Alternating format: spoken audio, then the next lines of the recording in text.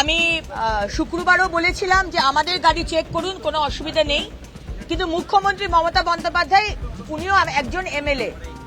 আমার গাড়ি যদি চেক হয়, বিজেপির এমএলএদের গাড়ি যদি চেক হয়, মুখ্যমন্ত্রী এমএলএর গাড়িও চেক করতে হবে।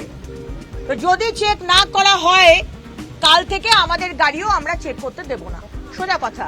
কারণ এখানে দু রকমের নিয়ম চলে, বিধানসভার ভিতরে, বিধানসভার বাইরে। তৃণমূল হলে একরকমের নিয়ম, বা হিন্দু যদি হন বা অন্য সম্প্রদায়ের মানুষ হন তার জন্য আলাদা নিয়ম। কিন্তু এখানে এমএলএদের মধ্যে এই যে পক্ষপাতিত্ব বা দু রকমের নিয়ম, এটা কিন্তু আমরা মানব না। যদি গাড়ি চেক করেন, সবার গাড়ি চেক করুন।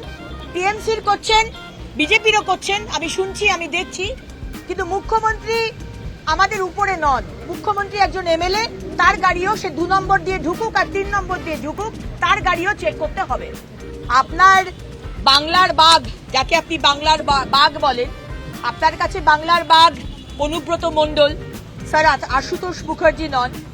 সেই বাংলার বাঘ যে ভাষায় কথা বলে এবং আপনিও যে ভাষায় কথা বলেন, সেই ভাষা আজকে আমাদের লজ্জিত করেছে। আপনার কাছে কোনো যুক্তি নেই মুখ্যমন্ত্রী। আগের দিনও আপনাকে আমি প্রশ্ন করেছিলাম যে 2008 সালে যখন মুম্বাই অ্যাটাক হয়েছিল 26/11-তে, যখন আপনি সেই মনমোহন সিং এর সরকারের মন্ত্রী ছিলেন, আপনি কেন বদলা নেননি? আপনি কেন মনমোহন সিংকে বলেননি বদলা নিতে?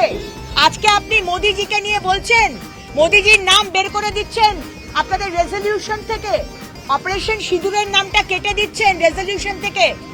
আপনার কোনো উত্তর ছিল না মুখ্যমন্ত্রী। বাংলার মানুষ আপনার মতো চালাক নয়, কিন্তু আমরা বোকাও নই। আপনি আমার যুক্তিকে খণ্ডন করতে না পেরে আপনি আমাকে ব্যক্তিগত আক্রমণ করেছেন।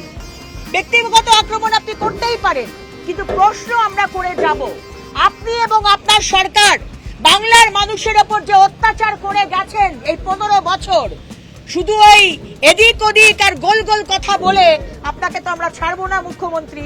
আপনাকে এই বিধানসভার মধ্যে আমাদের প্রশ্নের উত্তর দিতে হবে। আপনার রাজ্য বা আমাদের পশ্চিমবঙ্গের রাজ্যের টাকা কাউকে দেওয়া হয়নি, কিন্তু আপনি হিসেব দেননি। আপনি মুখ্যমন্ত্রী, আপনি বড় বড় কথা বলেছিলেন যে এফআইআর হবে। যারা টাকা চুরি করেছে, যারা 100 দিনের কাজের টাকা চুরি করেছে, যারা প্রধানমন্ত্রী আবাস যোজনার টাকা চুরি করেছে, তাদের এফআইআর হবে তাদের নামে, কিন্তু কোনো এফআইআর হয়নি। আপনিও জানেন যে আপনার পার্টির, আপনার দলের কর্মীরা চুরি করেছে। আপনি জানেন না এটা সম্ভব নয়। সুতরাং আপনি এটাও জানেন যে আপনি হিসেব দেননি বলে আজকে কেন্দ্র সরকার আপনাকে টাকা পাঠায়নি।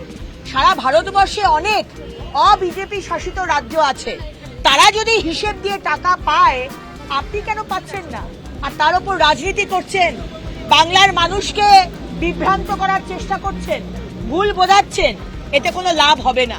মাননীয় স্বরাষ্ট্রমন্ত্রী সেদিনকে এসে বলে দিয়েছে 8,27,000 কোটি টাকা আপনাকে দেওয়া হয়েছে, তার হিসেব দিন, তারপরে টাকা চাইবে। গরিব মানুষের কাছে সেই বার্তাটা দিতে হবে যে আজকে কেন তাদেরকে টাকাটা দেওয়া হচ্ছে না।